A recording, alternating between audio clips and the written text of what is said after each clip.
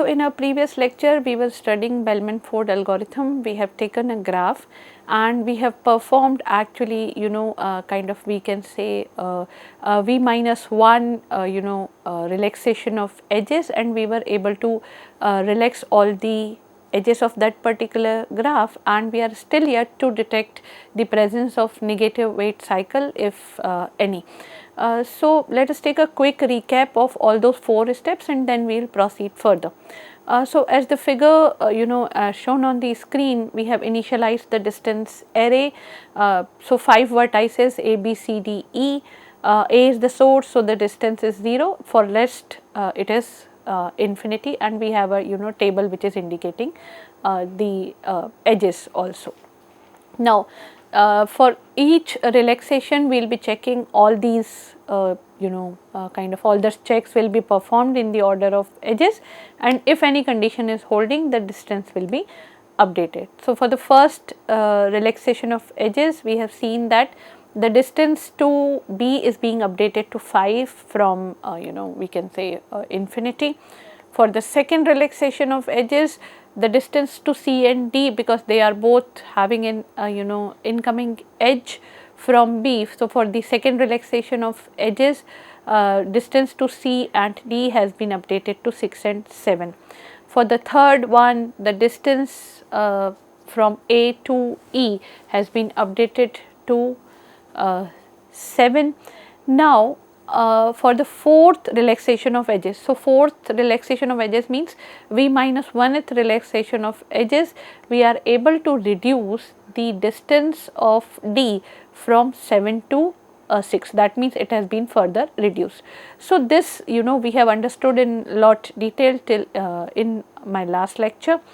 Now moving further from this point, if we are going to perform one more iteration of relaxation of edges, which is the fifth relaxation of edges, that is going to help us in detecting a negative weight cycle. So what we need to check? We actually need to check, is my distance array is going to be updated further in case of last, which is weight relaxation step. If the fifth here or the weight relaxation step is going to kind of we can say decrement the distance further, that means there is a negative weight cycle. So fifth relaxation or weight relaxation is there to detect a negative weight cycle.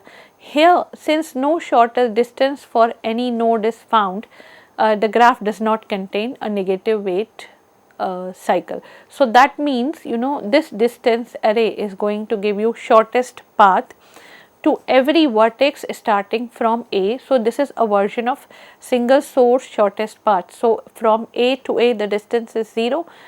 For B it is 5, so for C it is 6, and for D and E it is 6 and 7 respectively. So we have taken a very small graph and we have kind of I can say I have dry run the whole Bellman Ford algorithm. But what is actually left is we need to see that what all how this actually goes on when we talk about the Bellman Ford algorithm in terms of a pseudo code. So here is the pseudo code for the algorithm, in which the distance to S is being updated, initialized to 0. The predecessor of S is S, and for each V belonging to the vertex set minus S. So for each V belonging to that vertex set which is covering all the vertices of V but not S, what are we going to do? We are going to do two things for every vertex. That is, the distance to V obviously from the source is going to be initialized to infinity, because we will be kind of further we can say relax the edges and keep these to their minimum, and the predecessor of V is initialized to nil. This we are going to do for all the vertices except the S, and this is actually, if you can see it carefully, this is nothing but the step of initialization. Now after initialization we will be performing the relaxing step for for V minus 1 times. So for I starting from 1 to v minus 1 to degree of v minus 1 for each edge uv belonging to the edge set of the graph, which is denoted by capital E. If distance to v is going to be greater than distance to u plus weight of u comma v, then we are going to update the distance to v with the smaller distance, which is the distance to u plus the weight from u to v. So, if d of v is greater than d of u plus weight of u comma v, then d of v is going to be kind of set to, or is going to be updated to distance of u plus weight of u comma v, and pi of v, which is the predecessor of v, will be updated to u. Now, if you can see this whole for loop, this is nothing but kind of the step of or the procedure of relaxation, and presently we have taken it v minus 1 time. So, this is, I can say, the third part or the third module of this Bellman Ford algorithm. The first one for the initialization, the second one is for the relaxation. Now, the third part, which is going to relax the edges one more time, that is, we can say, is the final step to detect a negative cycle, if any. So, for this iteration we will be doing it for all the edges belonging to E. So, for each edge uv belonging to E, if distance of v is still greater than distance of u plus the weight of u comma v, that means still there is an scope of updating it to the shortest path. That means the graph is having a negative weight cycle, then that negative weight cycle has to be we can say what we can say, it has to be reported, it has to be kind of given a alarm to.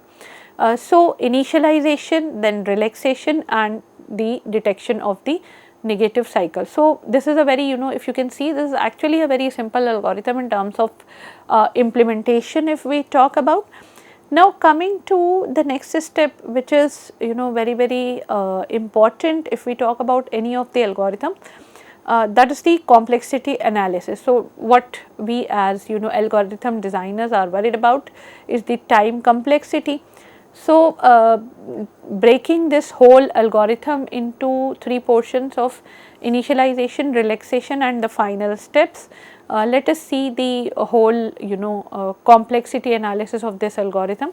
So, initialization is actually being performed for every vertex. So, every vertex I am giving big O or an upper bound of order n here, which is n is the number of vertices if we talk about.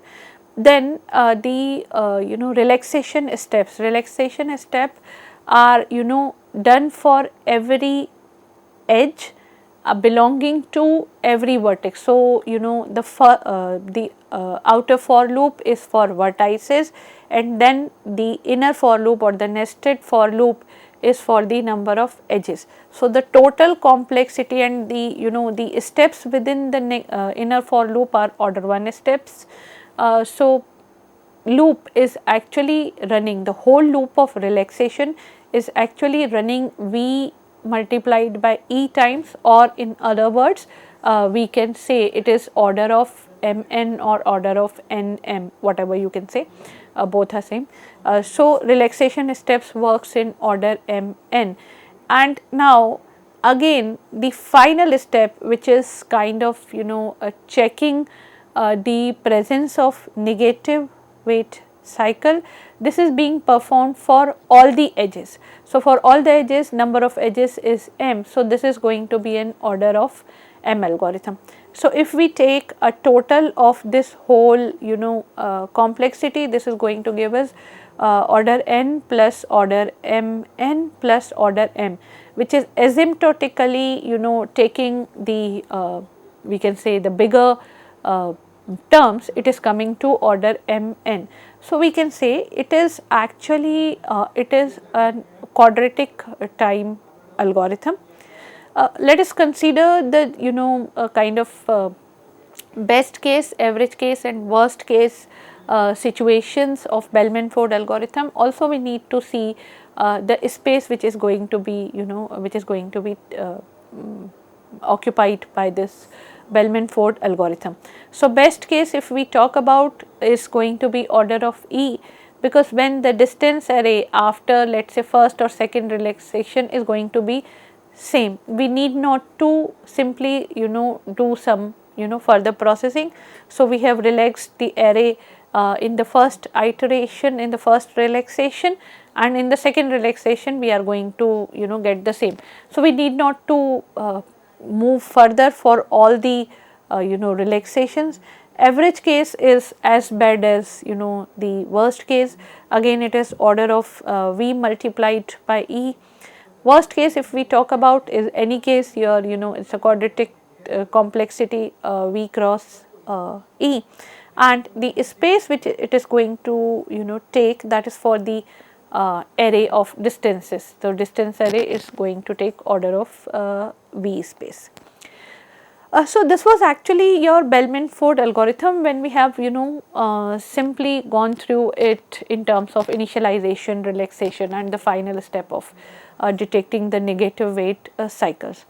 Now, I have told you when I started with this Bellman Ford algorithm quite a few lectures before, I have told you that this is actually an algorithm which is based on the techniques of dynamic programming.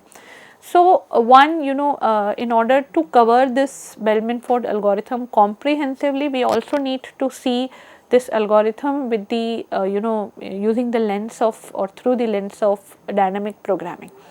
So, let us see how dynamic programming approach looks at this Bellman Ford algorithm. So, if let us say the graph is having no negative cycles, then obviously one thing is very obvious, that there is a shortest path from S to T which is simple, as in it does not repeat the nodes, hence it is going to have at most n minus 1 edges if there are total n vertices. So, in order to have kind of in order to have a look, what I am trying to say here is we have some vertices starting from B, we can go to W, and then after 4 more vertices we are coming to T. Let us say this is a simple path. Now, if we say the total number of vertices here is 7, but the total number of edges is 6, because this is not a cycle, this is a simple path. Now, please try to recall dynamic programming situation in which what do we need to kind of what do we need to determine? We need to determine an optimal solution, we can say a minimum cost. For example, here in this situation we will be trying to look for a minimum cost V2T path. Now, this V2T path which is going to be minimum cost using at most I edges. So, the original problem is going to be presented as with some we can say conventions. So, let us use opt of I comma V to denote the minimum cost of a V2T path using at most I edges. So, opt of I comma V, we are using 2 parameters, one is the number of maximum edges which is I, and the source. The original problem was to compute, or the actual problem or the overall problem is to compute opt of n minus 1 comma S, where S is nothing but the kind of we can say starting or the source vertex, and number of edges obviously n minus 1. Now, let us try to fix up that optimal path P which representing this opt of I comma V, as we have just seen in this figure. So, from V to T we have taken a simple path of n minus 1 edges. Now, this path can give you two scenarios in the sense that if this path P uses at most n minus I minus 1 edges, then we can surely say that opt of I comma V is equals to opt of I minus 1 comma v, if the path is going to use I minus 1 edges. And the second scenario, that if the path uses I edges, that means and the first edge also, which is from V to W, then we can say opt of I comma V is equals to opt of I minus 1 comma W plus weight of or the cost of V to W. Now let us try to understand this scenario with the help of this figure. So here if we are taking I edges, then we will be taking the first edge, and then from first edge we will be kind of, we can say, calling the function of opt recursively, but now after the first edge the source vertex will be W and total number of edges will be obviously reduced by 1, but our minimum cost is now having the cost from V to W. So, cost from V to W plus opt of W comma n minus 1, that is starting from opt of I minus 1 comma W, that is I minus 1 edges starting from W. So, we have taken the first edge, and then we are kind of calling it recursively for the next ones. The next scenario, which is is not using this edge V to W, in this situation opt of I comma V is going to be opt of I minus 1 comma V. So, from the classes of dynamic programming approach, if we see, then we come to the conclusion of this kind of an kind of a relation which says opt of I comma V is going to be either of these two situations, but now which situation is to pick? We are looking for the shortest path algorithm, so we will be looking for minimum. So, either the minimum of opt of I minus 1 comma V, in which we have not taken into account our first edge from V to W, and then the minimum of opt comma I minus 1 to W plus the cost of V comma W, and this also look for all other minimum paths for I minus 1 including I minus 1 edges from starting from W. So, there can be many paths starting from W which cover I minus 1 edges, and we are going to take only minimum of that. So, the whole this relation goes like this: opt of I comma V is equals to minimum of the two terms. So, first term is opt of I minus 1 comma V, and the second one is minimum of opt of I minus 1 comma W plus cost of V to W. So, this is what kind of relation is, which is going to be used, this recurrence relation is going to be used for computing the shortest path. So, here if we see this approach, so the shortest path of G starting from S to a particular node T, where n is the number of nodes in G. So, array, there is an array which we are going to we can say create, which is in dynamic programming language we call it as memoized array. So, that is having dimensions of 0 to n minus 1 and V, and we are going to define m of t comma 0 equals to 0 and m of v 0 comma v equals to infinity for all other vertices, and this array is going to be like this. So, please consider the first column as and the first row.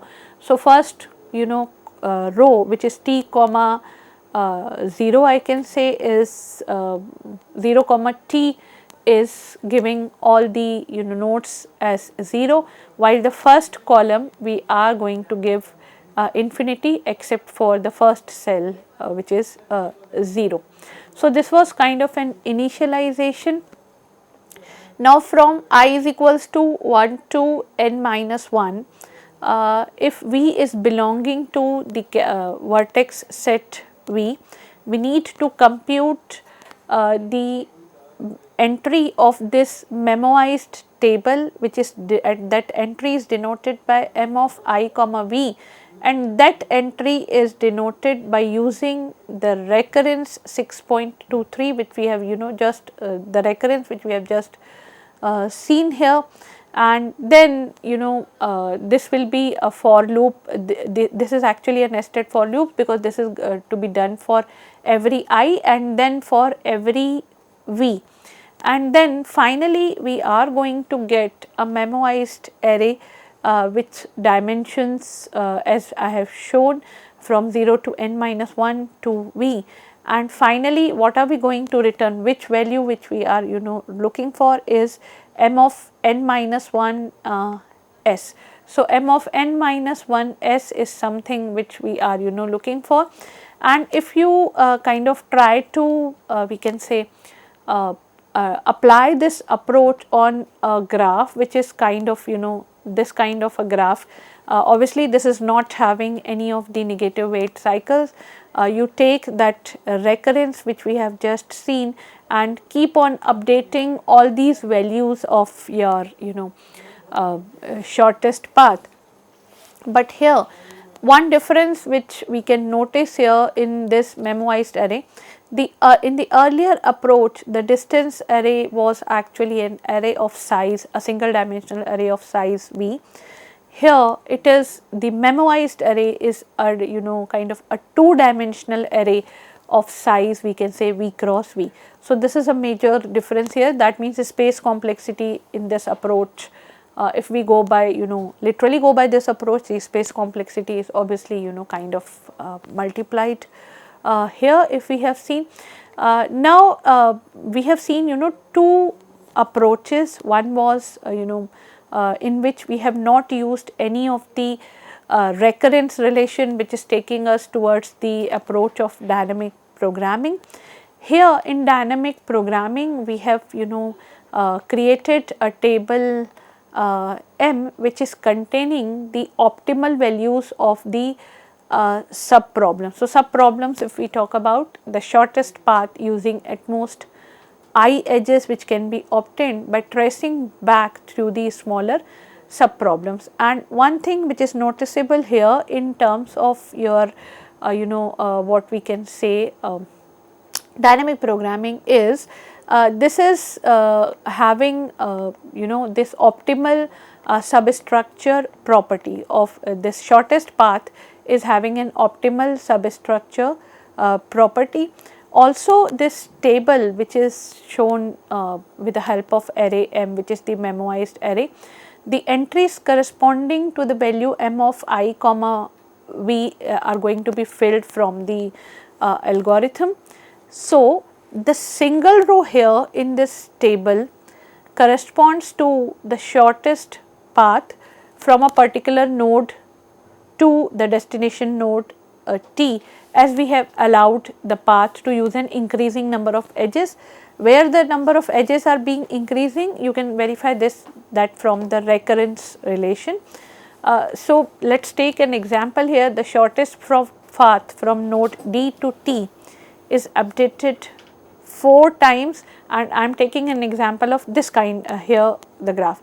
So shortest path node from D to T is actually updated 4 times, where first it was taken as from D to T, then it was taken from D then to A and then to T, then in between the vertices B and E also have been considered. So D, A, B, E and then T, and then finally the vertex C is also considered, which is D, A, B, E, C, T. So every single row in the table corresponds to the shortest path from a particular node to T. So this is actually, although this is an kind of an increasing complexity, but you can say from every vertex to the node T, which is the destination vertex, we have given the shortest path. So actually we can see the previous version as well as the this version, which is having dynamic programming approach,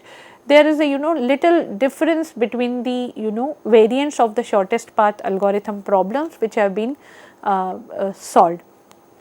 So, here in this lecture we started from single source shortest path Bellman Ford algorithm, which was kind of the platform for which was established in the previous few lectures. We have seen that with the help of dry run. Then we looked into the pseudocode also, analyzed the complexity, and also we looked into a different variant of the problem through the dynamic programming approach. Here is a list of references which is being used for the preparation of lecture. I hope you have enjoyed this. Thank you for the patient hearing. I will see you in the next. Till then, take care. Goodbye.